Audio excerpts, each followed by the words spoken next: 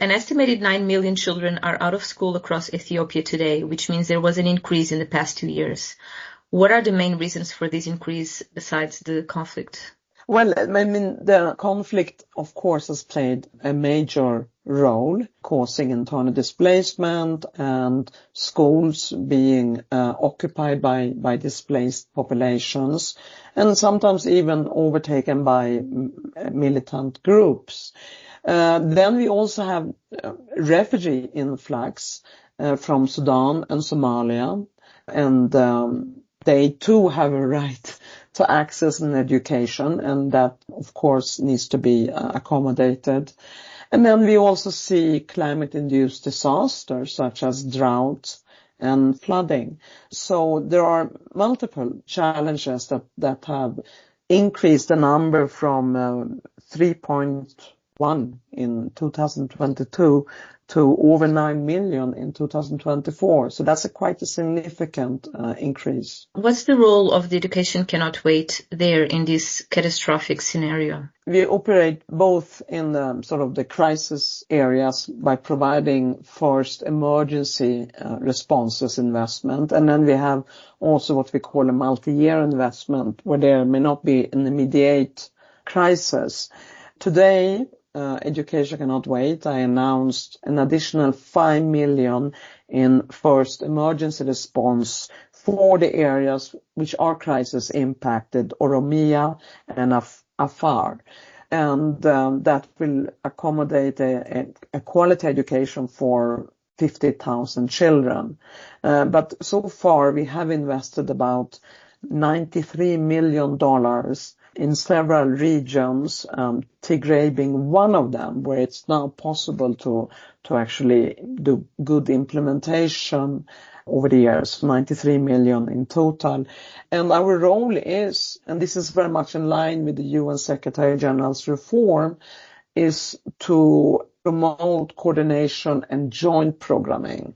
And then we invest against that. And the expectation is that everyone work together, which we see very well on the ground, and deliver a quality education, that children and adolescents come out of this and actually learn something. There are learning outcomes. And we visited 5 schools over the past days, and we can see this happening where our investments have gone so far. So our job is to be that pooled funding that have certain strategic objectives, bring together, of course, under the leadership of the government of Ethiopia, UN agencies such as UNICEF and others, civil society organizations such as Save the Children, Norwegian Refugee Council, and a number of local Ethiopian education organizations. So that also takes us to the grand bargain, which ECW has exceeded the 25% already. That's our role. And as we say, with education, you provide both a pathway for the future for these children, because if they're not educated, their future looks very bleak, but also it's a protection mechanism. The children, if they don't go to school, they will fall prey for child soldiers or joining militant groups.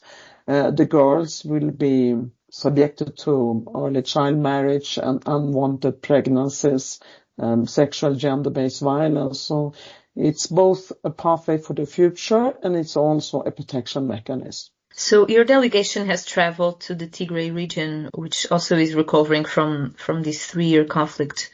And I read that it's close to 18% of schools in the country are destroyed or damaged.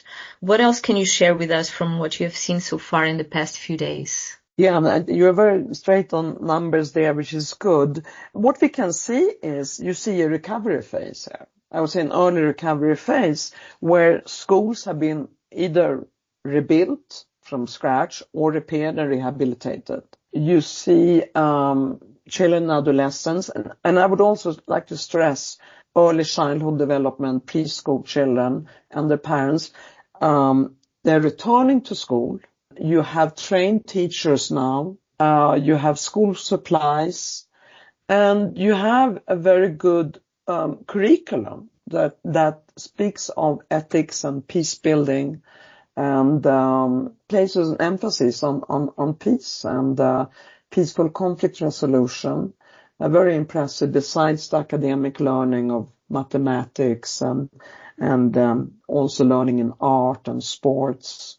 So we are in a recovery period in the Tigray area, and the results are quite striking.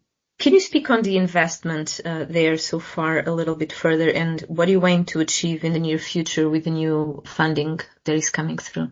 Yeah, the funding that I announced today of $5 million come from our first emergency response envelope.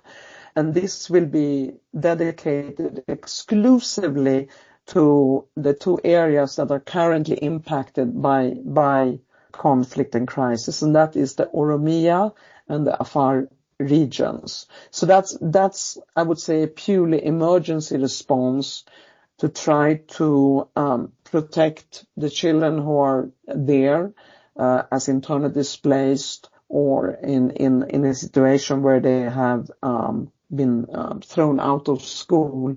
So that's what the 5 million will go to. But it's important to stress that we are also implementing with our partners on the ground multi-year resilience programs that are 3 years at a time, with the goal of reaching 12 years education, and that's ongoing.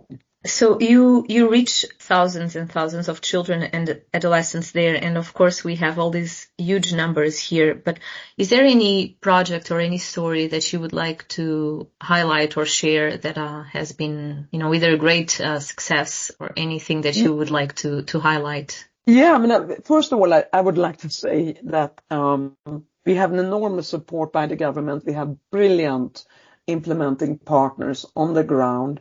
But most of all is to see the children being so passionate about learning, and to see them also quite assertive. You speak with them in the classroom, and they really, and here you see a strong assertiveness amongst the girls. And I see success. I saw many success stories over the days now, both as it relates to girls' education and to children with disabilities or other abilities. So as far as the girls are concerned, they have created girls' clubs.